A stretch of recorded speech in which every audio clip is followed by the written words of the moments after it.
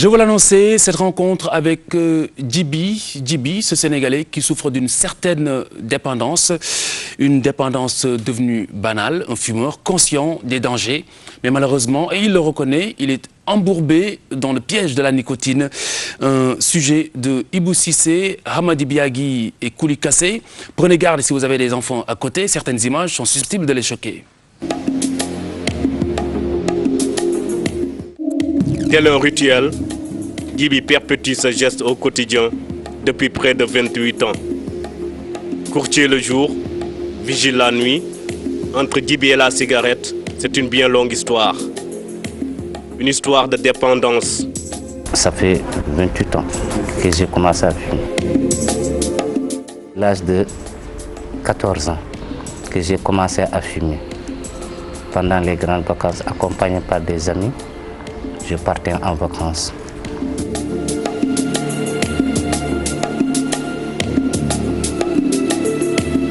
Une mésaventure qui a débuté aux premiers instants de son adolescence.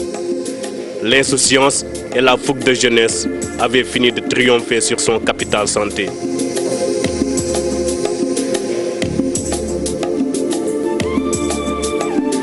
Cette année, j'ai eu mon certificat d'études primaires. C'était la joie. C'était la joie. Alors, c'est dans la joie que j'ai commencé à fumer. Et voilà, près de 3 décennies que cela dure. Affecté par le tabac, Djiby ne peut malgré tout pas s'en éloigner. Fumer lui paraît vital. On coupe l'appétit. Je mange pas, je mange peu, je dors peu et je me sens toujours stressé. Je ne peux pas m'en dépasser. Pourtant, les acteurs qui mènent une lutte acharnée contre le tabagisme ne manquent jamais de souligner les risques de dépendance. Le goudron et la nicotine restent les principales substances que l'industrie du tabac a l'obligation d'indiquer sur les paquets de cigarettes, alors qu'en revanche, il en reste des centaines. Le tabagisme entraîne une dépendance que les gens deviennent accros, pour certains. Certaines de ces substances contenues dans le tabac auraient selon lui leur place dans la fabrication d'armes chimiques. Et parmi ces produits-là, il y a des formaldéhydes qui sont des irritants respiratoires. Vous avez un autre irritant respiratoire, vous avez de l'acétone qui est un dissolvant, vous connaissez les dissolvants. Vous avez le méthanol qui rentre dans le carburant de fusée. Vous avez des nitrosamides, hein, donc c'est encore des dérivés de benzène qui sont encore beaucoup plus toxiques. Vous avez de la nicotine qui est un insecticide. Vous avez ça, un autre produit qu'on retrouve même dans les batteries que nous utilisons dans nos véhicules, qui sont tous nocifs, corrosifs. Vous avez des matières plastiques, hein, et c'est pour ça qu'on vous dit, par exemple, le chlorure de vinyle entraîne une diminution de la libido. Quand on vous dit que la cigarette rend impuissant, c'est vrai, ça diminue ça entraîne la libido. Vous avez le mercure dedans, vous avez du plomb, vous avez des goudrons, vous avez le DDT qui est un insecticide, vous avez des solvants industriels, vous avez l'arsenic que vous connaissez qui est un poison extrêmement violent, vous avez l'ammoniac qui est un détergent qu'on utilise pour laver dans les toilettes. Des substances chimiques beaucoup plus nocives et que seule une dissection microscopique peut révéler. Les révélations de ce pneumologue, acteur de la première heure dans la lutte contre ce fléau, glacent le dos. Certaines de ces substances contenues dans le tabac auraient selon lui leur place dans la fabrication d'armes chimiques. La cigarette qui produit une fumée qui contient environ 4000 substances toxiques, dont au moins 25 qui sont identifiées. Ces composants-là, donc, ils sont extrêmement nocifs. Donc, même la fumée de cigarette aussi, les hauts produits envoient des produits qui sont extrêmement cancérigènes. Il y a d'autres qu'on ne connaît pas. Hein. On connaît, les scientifiques ont réussi à déceler, mais il y en a qu'on ignore. On ne connaît pas. Il y a des cigarettes qu'on a modifiées, il y a du tabac qui a été génétiquement modifié pour produire beaucoup plus de nicotine, qui crée rapidement plus de dépendance. Pourtant, Djiby nourrit une haine paradoxale contre le tabac. La cigarette lui a arraché un être cher, son père, victime d'un cancer provoqué par celle-ci. Je sais ce que la cigarette a fait pour mon père. Mon père est décédé à cause de la cigarette. Il avait le cancer. Mon père était un grand fumeur de cigarettes. Il a perdu la vie à cause de la cigarette. Et je le sais, mais je ne parviens pas à laisser la cigarette. Il s'est levé un bon matin sans prendre le déjeuner, il fumait. Il fumait 2 à 3 paquets par jour. Lorsqu'il était hospitalisé, j'ai suivi ses documents médicaux. Je sais que ce que la cigarette fait. C'est que la cigarette est mauvaise. Aujourd'hui, son souhait le plus profond est l'interdiction de l'usage de la cigarette. Une chose que les autorités peuvent faire, c'est d'arrêter la cigarette. C'est d'interdire la cigarette. C'est ce que je sais. À chaque matin, quand je me réveille, je vais laisser la cigarette. Mais je ne peux pas m'en dépasser. 5 minutes, je ne peux pas rester sans fumer. Ces substances qui composent le tabac ruinent le corps. Parfois, la métamorphose est spectaculaire. Si vous regardez le corps du fumeur, là, c'est de la tête aux pieds, il y a des choses qui sont extrêmement inquiétantes. Vous regardez au niveau de l'œil, ça entraîne la cataracte, c'est-à-dire que le tabac pourrait provoquer ou aggraver certaines affections oculaires, notamment la cataracte, et ça, la cécité à plus de 40% est augmentée. La peau, regardez la peau du fumeur, il y a des rides partout, donc le tabagisme entraîne un vieillissement prématuré de la peau, et ça va détruire les protéines qui protègent la peau.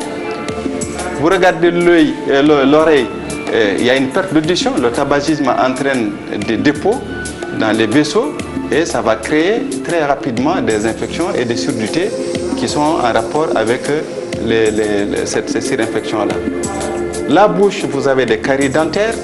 Les caries dentaires, le tabac influe sur l'équilibre chimique de la cavité buccale avec des formations de plaques dentaires, le jaunissement, une bouche que personne ne voudrait embrasser. Bon, vous voyez un peu ce que cela veut dire. Vous avez le cancer de la gorge. Donc vous avez, ça c'est monnaie courante. Actuellement, on voit des gens qui ne peuvent plus respirer à cause du cancer de la gorge. Donc on est obligé de le mettre en tuyau ici pour que l'air puisse, à moins qu'il ne meure pas asphyxié. Donc c'est 40 produits ont été identifiés dans la fumée du tabac comme étant des produits qui sont cancérigènes. Le nombre de fumeurs dans le monde est aujourd'hui estimé à plus d'1,2 milliard. L'un des défis majeurs des organismes de lutte contre le tabagisme est de faire chuter la courbe. En effet, l'on compte un décès toutes les 6 secondes. C'est quelque chose qui est mondialement reconnu étant mortel. Toutes les 6 secondes, il y a quelqu'un qui meurt des effets du tabac. C'est quand même effroyable.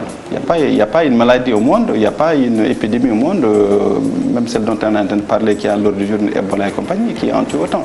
Pas dire autant que ça veut dire qu'on ne s'en rend pas compte. C'est-à-dire que quand on dit aux gens oui, mais ils ne se rendent pas compte. C'est quand on se rend compte que la maladie est là ou que le tabac a déjà fait de demain, c'est pratiquement trop tard.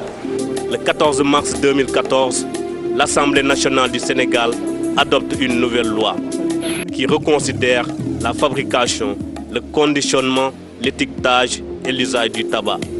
Nous sommes contents d'avoir une loi. D'avoir une loi que nous avons contribué à rédiger. D'une loi que nous avons contribué à enrichir.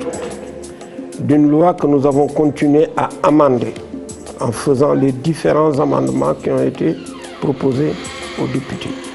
D'une loi que nous avons contribué à amener au niveau du Parlement à travers le gouvernement et pour laquelle nous avons contribué également à la formation des députés. Donc vraiment, c'est important dans la lutte contre le tabac dans un pays qui a une loi. Le Sénégal n'est pas sa première loi, ça je pense que vous le savez très bien. Le Sénégal s'était déjà doté d'une loi de 1981, c'était une loi qui interdisait totalement tout ce qui est publicité en faveur du tabac de façon directe ou indirecte. D'amendement en amendement, les acteurs qui luttent contre ce fléau, comme le Dr Kassé, qui combat ce désastre depuis une trentaine d'années, voient enfin leurs efforts récompensés. Cette loi est beaucoup plus répressive que celle adoptée en 1981 et qui n'a jamais été appliquée.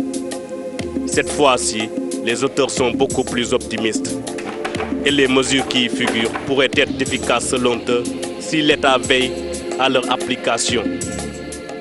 L'application aussi dans la vraie vie, il faut que les gens ceux qui sont censés et chargés d'appliquer la loi, et qu'ils soient formés, qu'on leur donne des outils pour pouvoir être à l'aise et dans leur domaine d'intervention. Donc cela veut dire que ce soit des agents ceux qui sont chargés de la sécurité, ceux qui sont chargés de la police, la gendarmerie, la douane, etc. Tous les agents de sécurité publique de façon générale, les agents de santé, il faut que tout le monde soit formé et que soit sensibilisé pour pouvoir, chacun à ce qui le concerne, jouer ce qu'on attend de lui. Nous sommes un peu tristes parce que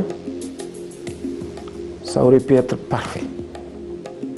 Tous les points de la loi sont excellents, sauf une chose, c'est de permettre dans certains lieux publics qu'il y ait des fumeurs. Face aux craintes de l'industrie du tabac, évoquant des risques d'augmentation de la contrebande, les défenseurs de cette même loi rassurent et accusent cette même industrie d'être à l'origine de tout trafic. L'industrie du tabac nous dit, si vous augmentez le prix, il y aura de la contrebande. Mensonge.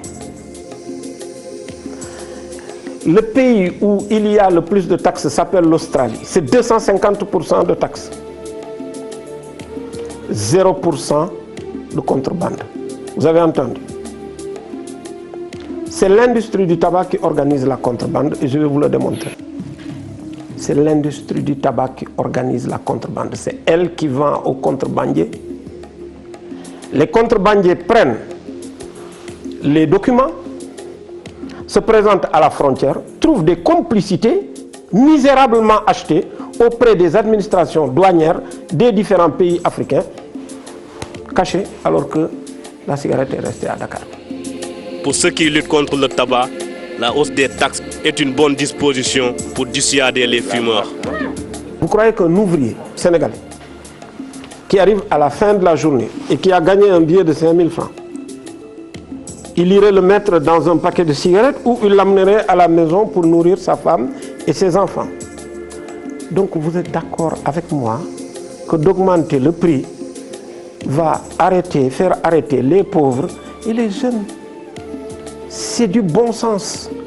Il n'y a que l'industrie du tabac qui dit le contraire, mais qui le dit aux autres pour les tromper. Djiby pense que la mesure peut le contraindre au sevrage définitif, ce qui est d'ailleurs son souhait. Cette loi, je l'ai appris dans la presse et je me réjouis de cette loi. Et si cette loi pouvait être plus rapidement votée, promulguée par le président, c'est une très bonne chose. C'est une bonne chose. Une très bonne chose même. Le sevrage volontaire n'est pas facile, mais aujourd'hui, l'arrivée de la cigarette électronique se présente comme une solution transitoire après le patch ou chewing-gum à la nicotine.